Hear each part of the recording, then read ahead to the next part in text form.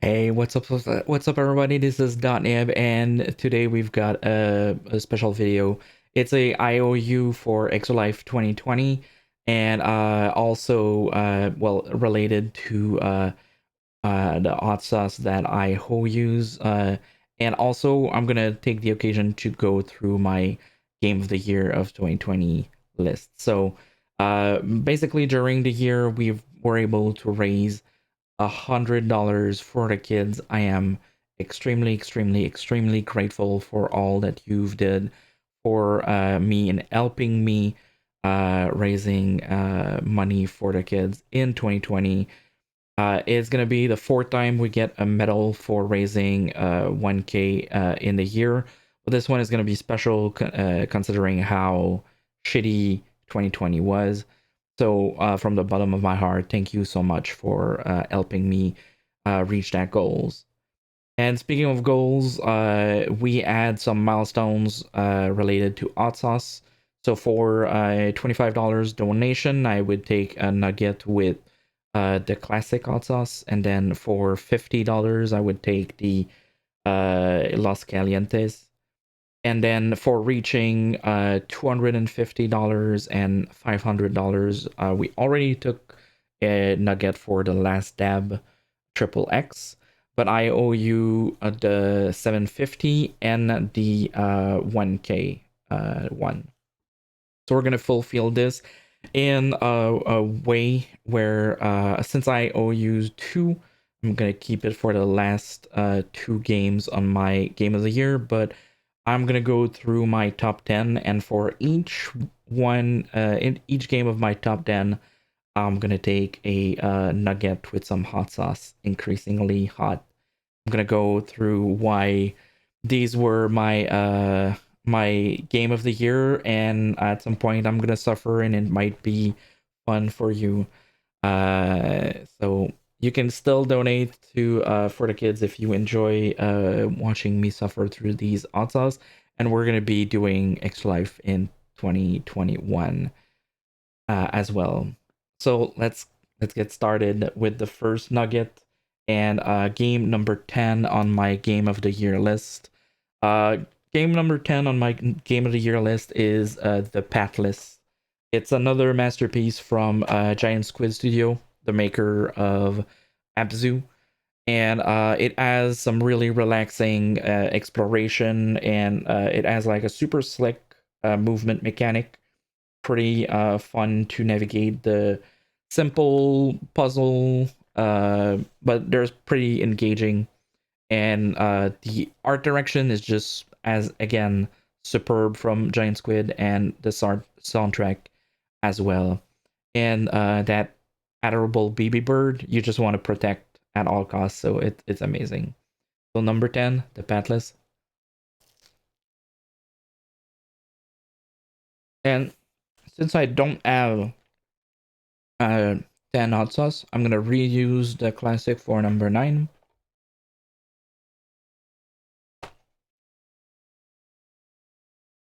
And number 9 on my Game of the Year is Ghost Runner.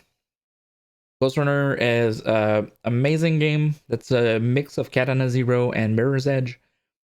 Great combat, fun parkour, and being a cyberpunk ninja badass is always going to be fun, but this is in a video game format. And the soundtrack itself, made by one and only Daniel Deluxe, is just freaking amazing. Just really amazing. So here's to Game of the Year number 9 from me, Ghost Runner.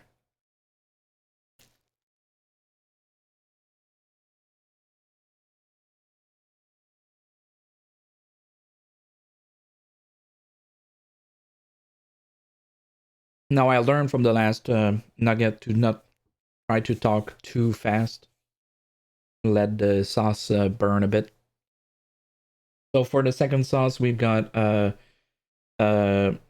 house gualajero and red jalapeno, and it goes for game number 8 on my list, which is Ori and the Will of the Wisp. It's a game with like an amazing level, well, game level design, and it is pretty darn cool, but still challenging and still fair. There's parts of the final boss that I did not enjoy, but except for that, like the visuals are breathtaking. The narrative itself is very touching. I had some issues, but the game, I couldn't put it down, and it was like really, it's amazing. I highly recommend that you play this game. So nugget number 3, which is for Ori and the Will of the Wisp at number 8.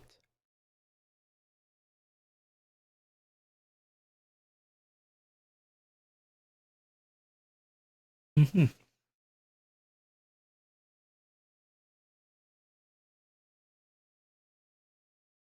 So we're still in the early going. Where did I put the cap on this one?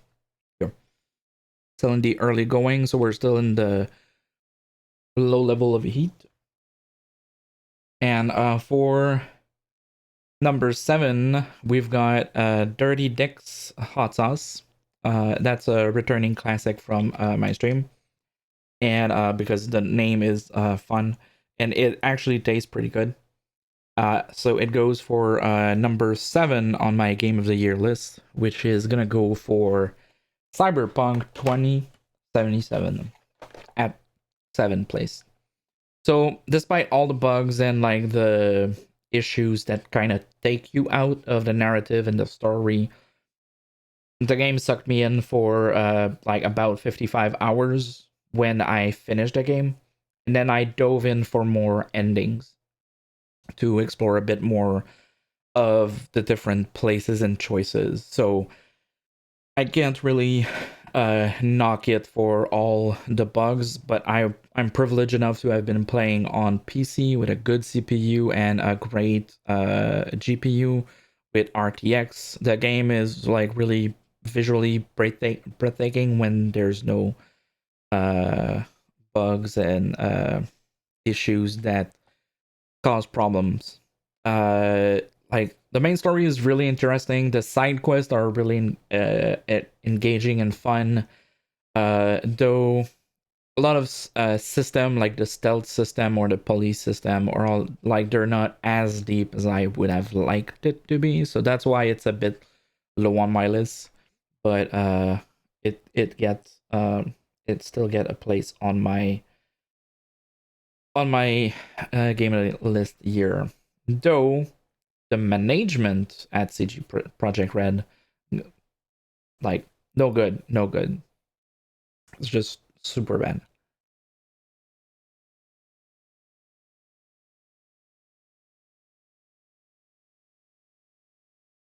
Hmm.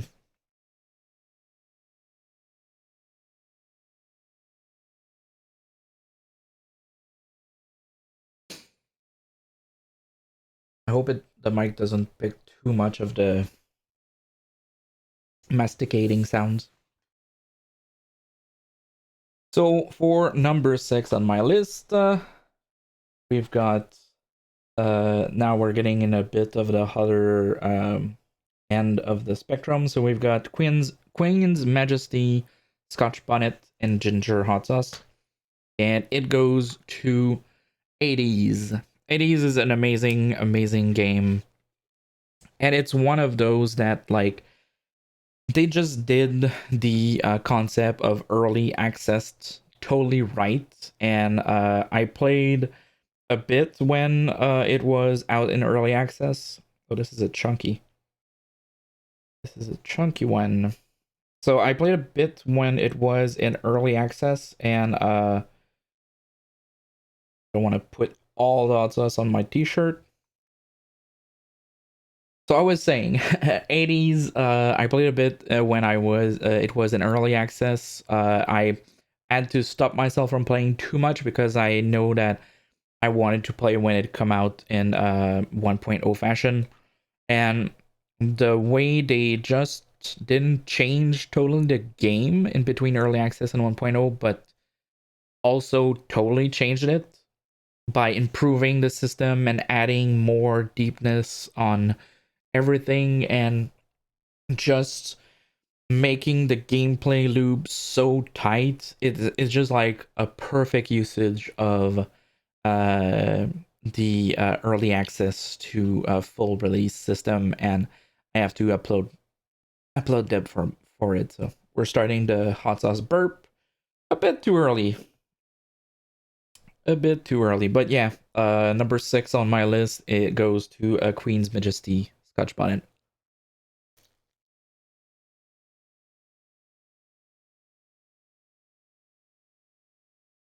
Mm-mm-mm.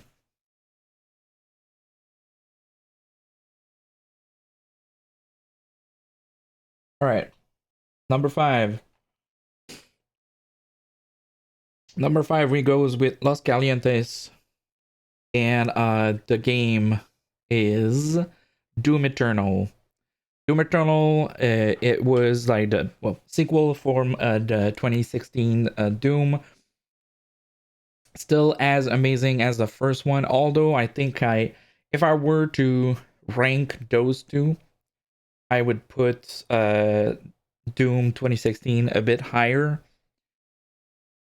But it's because weirdly, uh, Doom Eternal is more polished and more gamified than 2016, and I kind of love it and knock it a bit for it because the 2016 still had like the grittiness and like it took everybody by surprise. Although Doom Eternal was so awesome, it it just gave me more of what I already know. So I'm not knocking it on my list, but if I were to compare Doom 2016 versus Doom Eternal, Doom Eternal would not win that fight, but against every other games in 2020, it gets number 5. So Los Calientes.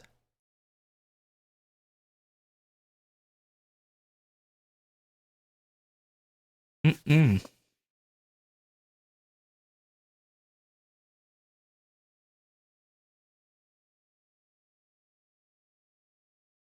Now we're starting those that are gonna hurt, and the top 4, like the top 6, 5, 6, 7, 8 were a bit hard to order, but the top 4 for me is clear as day. And number 4 absolutely goes for Marvel Spider-Man's Miles Morales. The web slinging is just as fun as it was in the 2018 Spider-Man, and combat is refined. Like you have less, since it's kind of a weird new game, but an expansion. You still have the same combat, but you have less gadgets, which like streamlines the combat and remove some of the annoying enemies that you've had in 2018. The character and the story is just freaking amazing. The Spider-Verse suit is also just moi chef kiss. I loved every moment of it. There are clearly moments that I shed tears. They're actually 2 moments at the end, but they're spoilers, so I can't talk about it. So please play the game so I can talk with you about how much I love this game. And we're gonna go. I think we're gonna shake that one up again because. Oh yeah, I didn't say what the sauce is. This is Torchbearer Zombie Apocalypse, and it is chunky, and it's gonna be super hot. Actually, this. Oop, oop, oop. Just to make sure that it flows and I don't get it all over my awesome t-shirt. So this one I remember her thing, but it goes um for my Marvel Spider-Man's Miles Morales at number 4 on my list. Here we go.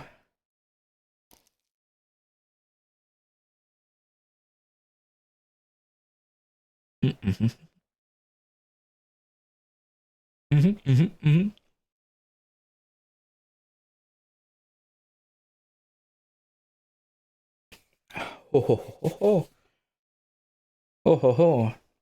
And we're now in the top 3. We're gonna survive. We're gonna get this. This is gonna suck. This is Mad Dog 357. It goes for number 3, Ghost of Tsushima. Ghost of Tsushima, amazing and stylish open world. It is like, for me, being a fan of samurai cinema, being a fan of like every year going to Fantasia in Montreal and experiencing all those movie of samurai cinema or anime. Super fun. All the game mechanics are super immersive. Like the wind, like instead of having a UI arrow, it leads you to places. You have the birds and the environment like trying to guide you through points of interest. So it makes everything immersive and really cool. So Mad Dog for Ghost of Tsushima. Oh shiznit. This is a bit too much. This is a bit too much. I do not want to take this. So we're gonna rub some off. But this is yeah, this is gonna hurt. This is I don't want to take this.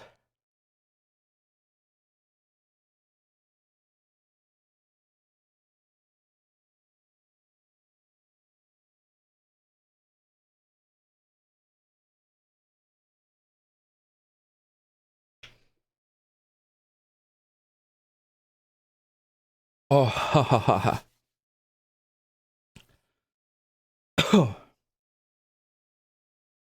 I do have some water, some Coke. We're gonna wait a second, see if we're cool. We are not. That was a lot.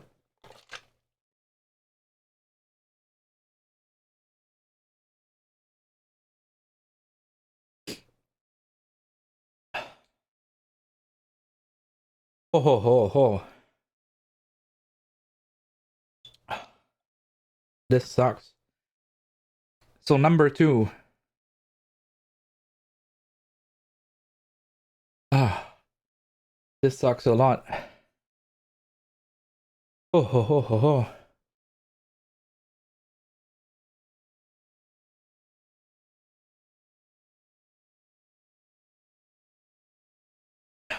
Eyes are watering. Back of my throat hurts. Everything I open my mouth to speak, it hurts.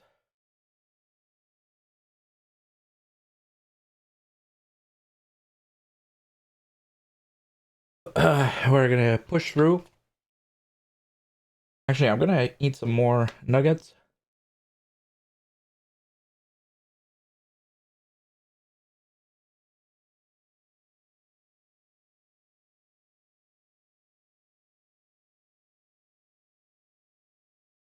Try to go through number 2, which goes to The Last of Us Part 2. So we're at the last dab triple X. I have real tears in my eyes right now. And snot on my nose, yeah. And I need to take 2 of those, so we're gonna be really gentle. And we're gonna go.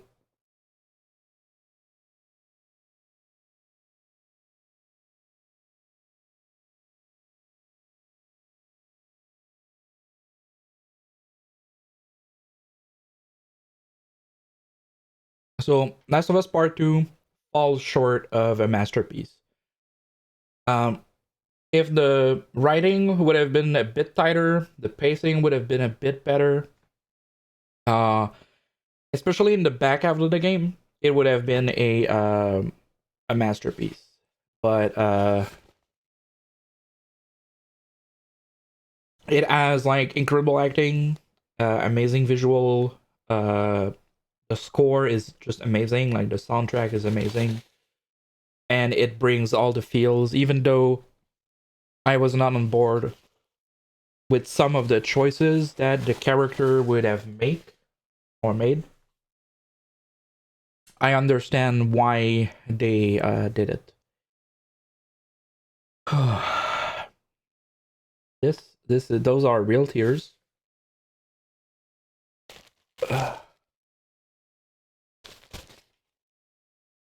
This was such a stupid idea, but I owed you some stuff for Extra Life, so here it goes.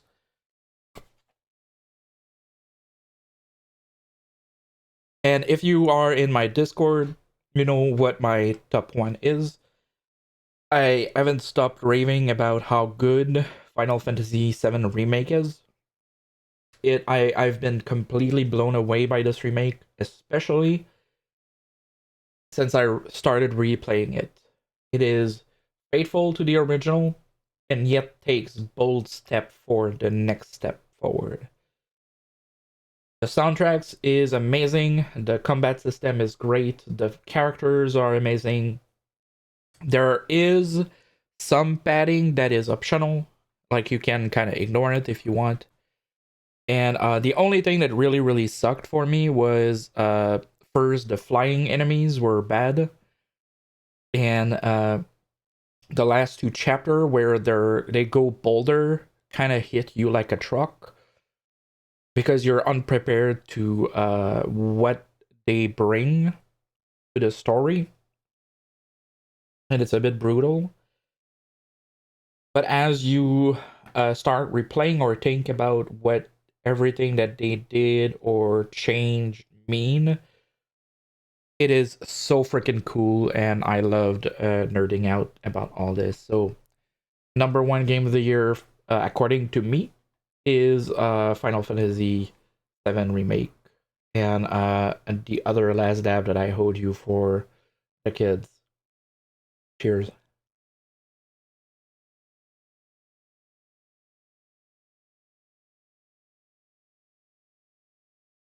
Where did I put the cap for this one?